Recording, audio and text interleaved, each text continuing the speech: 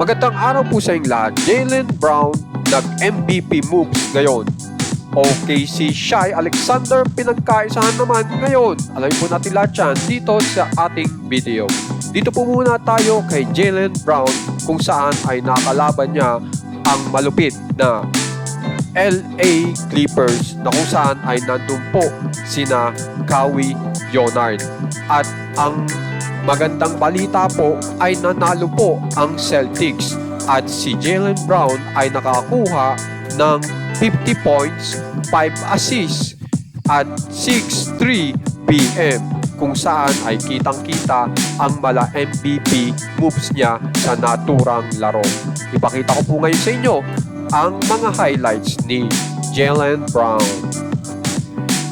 Kapansin-pansin po dito na si Jaylen Brown ay nagiging paborito na po ang mga fadeaway shot at saka long shot na kung saan ay nakapagbigay nga po sa kanya ng malupit na 50 points. Nagiging paborito niya rin po ang mga tirang hook shot na kung saan ay malaking bagay po sa kanya dahil sa kanyang height.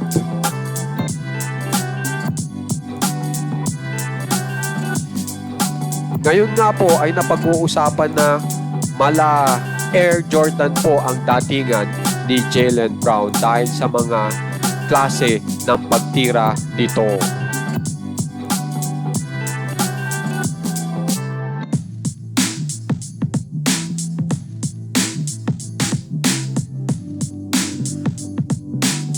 Kaya naman po, pagkatapos ng game ay talagang tayuan ng mga tao ng Celtics. At talagang puring-puri si Jaylen Brown. Samantala, dito naman po tayo kay Shai Alexander kung saan ay ito po yung pinakabagong highlight ni Shai Alexander at talagang pinagkaisahan na po siya ng Phoenix pero nakalusot pa rin. Panoorin po natin.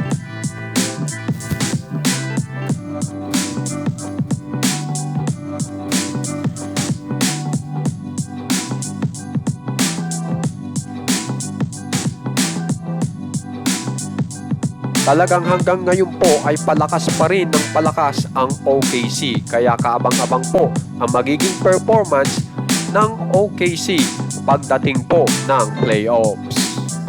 Kaya naman guys, kung gusto nyo pong ma-update sa mga famous NBA players, subscribe na po kayo sa ating channel na Macho Wayne Wayne. Maraming salamat po.